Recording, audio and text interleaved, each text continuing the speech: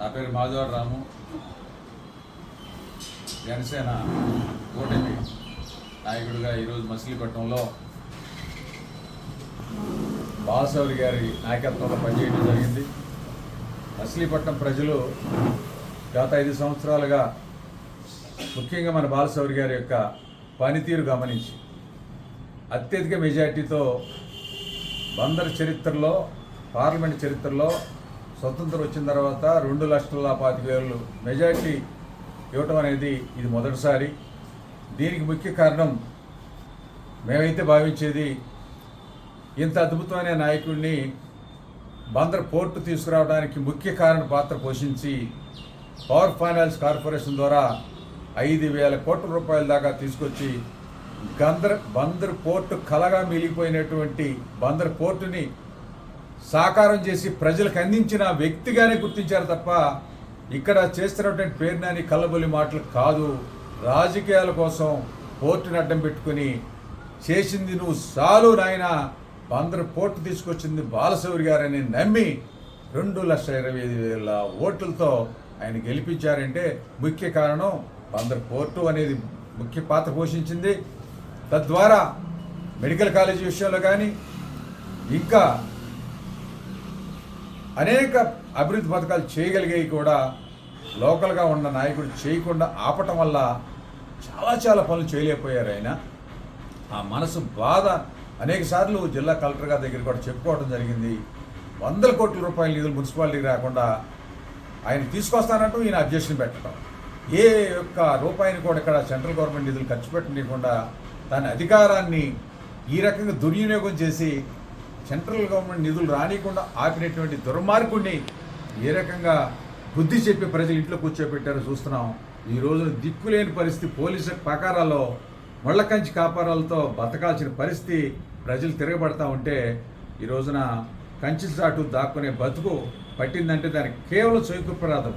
ఇన్ని కోట్ల రూపాయలు అడ్డుకుని ప్రజల్ని వేధించి డబ్బు దోసుకుని కోట్ల రూపాయలు సంపాదించుకోవడానికి మార్గం పెట్టి ఎవడన్నా మాట్లాడితే వాడి మీద కేసులు పెట్టడం, వాడిని ఎదిరించడం, వాడిని బ్లాక్మెయిల్ చేయటం, ఇదే పందాగా 5 సంవత్సరాలు గడిపారు జగన్మోహన్ రెడ్డి గారి నాయకత్వంలో.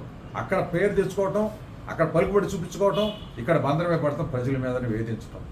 ఇక్కడ పార్లమెంట్ సభ్యుడిగా అదే పార్టీలో ఉన్న వ్యక్తిని కూడా ఏ ఒక్క నిధులు కూడా రానియకుండా తనకు పేరు వస్తుందని భరించలేని మనస్తత్వంతో ప్రజలకి రావాల్సిన వాటాగా రావాల్సిన డబ్బులు కూడా అడ్డుకున్నటువంటి వ్యక్తి ఈ రోజున ఇలా మూలం కూర్చోబెట్టారు.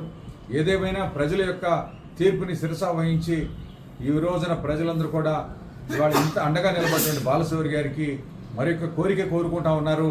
అదేమంటే సెంట్రల్ గవర్నమెంట్లో ఇవాళ కూటమి ప్రభుత్వం కాబట్టి అందున జనసేనకి ఒక సీనియర్ నాయకుడిగా బాలశౌరి గారు ఉన్నారు కాబట్టి అద్భుతమైన మచిలీపట్నాన్ని మరింత అభివృద్ధి చేసుకోవడానికి మంత్రి పదవి కూడా, కేంద్ర మంత్రి పదవిలో క్యాబినెట్ పదవి కావాలని ప్రజలందరూ కూడా కాంక్షిస్తూ ఉన్నారు. ఇది ఖచ్చితంగా జరుగుదనేది మాకు ఇన్ఫర్మేషన్ కూడా వచ్చింది. ఖచ్చితంగా కేంద్ర మంత్రిగా కూడా ఆయన 3 సార్లు పార్లమెంట్ సభ్యుడిగా ఉన్నారు. ఒక సీనియర్ నాయకుడే కాకుండా ఎక్కడ మచ్చలేని నాయకుడు, ముఖ్యంగా ఏ ఒక్క కరప్షన్ కూడా ఒక్క రూపాయి కూడా రాజకీయాల్లో మచ్చలేని మనిషి ఎవడన్నా ఉన్నారంటే పార్లమెంట్ సభ్యులు ఆంధ్రప్రదేశ్లో బాలశౌరి గారు అని చెప్పాలా.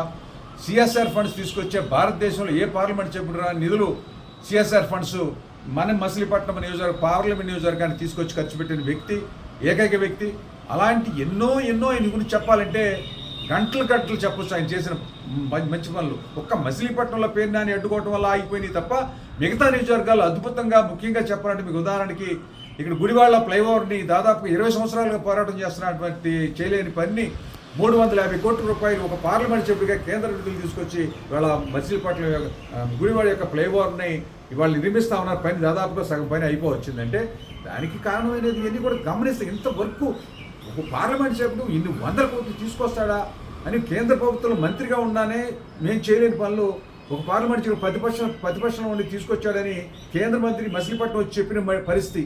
ఎందుకంటే మంత్రి స్థానంలోని మేమే చేయలేని పనులు మా నియోజకవర్గాల్లో మంత్రిగా కాకుండా ప్రతిపక్ష నాయకుడిగా ఉండి ఇన్ని నిధులు ఎలా తీసుకొచ్చావని ఒక బాలశౌరి గారిని ఓ స్టేజ్ మీద మాట్లాడటం జరిగిందంటే ఆయనకు ఒక గొప్పతనం అర్థమవుతా ఉంది.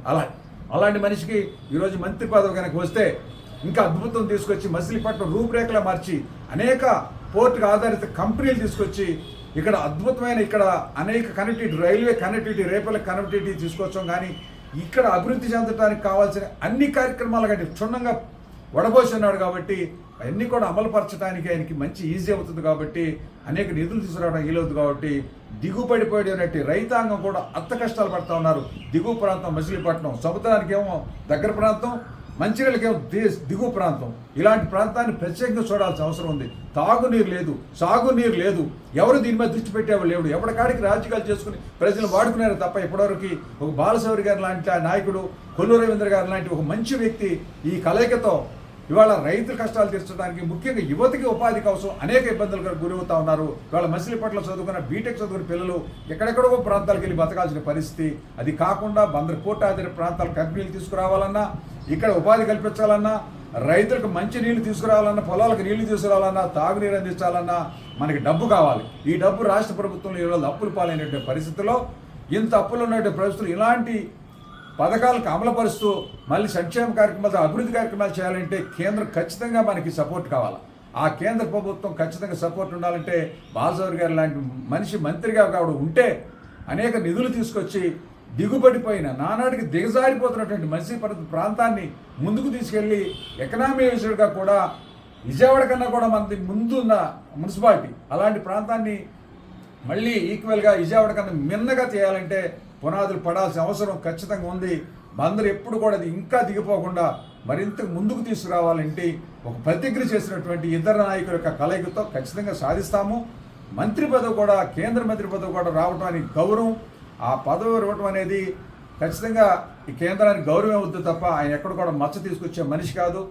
మంచి పేరు తీసుకొచ్చే మనిషి. ఈ కూటమి ప్రభుత్వానికి మంచి పేరు తీసుకొస్తాడు. ఆయనకు ఉన్న విజన్ నిజంగా మీ అందరికీ తెలియాల్సిన, ప్రజలందరికీ కూడా తెలుసుకోవాల్సిన అవసరం ఏంటంటే 20 సంవత్సరాలు అడ్వాన్స్గా ఆలోచన చేస్తాడు ఆయన. ప్రతి ఒక్క ఆలోచన ఏదైతే మన చంద్రబాబు నాయుడు గారి ఆలోచనకి చాలా దగ్గరగా ఉంటాడు ఆయన. అలాంటి వ్యక్తిని ఈ కలయికతో, ఈ నాయకుల కలయికతో పవన్ కళ్యాణ్ గారి యొక్క మంచి కమిట్మెంట్ ఉన్న నాయకత్వంలో బాలశౌరి గారు మంచి చేస్తాడని బందర్ ప్రజలకు విరివిరిగా వాళ్ళు కోరుకోకుండా మిన్నగా ఇంకా మరింత కోరుకున్న దానికన్నా మిన్నగా చేస్తాడని భావిస్తూ మంత్రి పదవి ఖచ్చితంగా వస్తుందని నమ్ముతా ఉన్నాం. మాకైతే ఇన్ఫర్మేషన్ అయితే వచ్చింది. ఖచ్చితంగా జనసేనకి ఒక మంత్రి పదవి ఇవ్వాలనేది మోడీ గారి యొక్క నిర్ణయం. ఆ నిర్ణయాన్ని అమలుపరుస్తారనేది భావిస్తా ఉన్నాం. Thank you very much.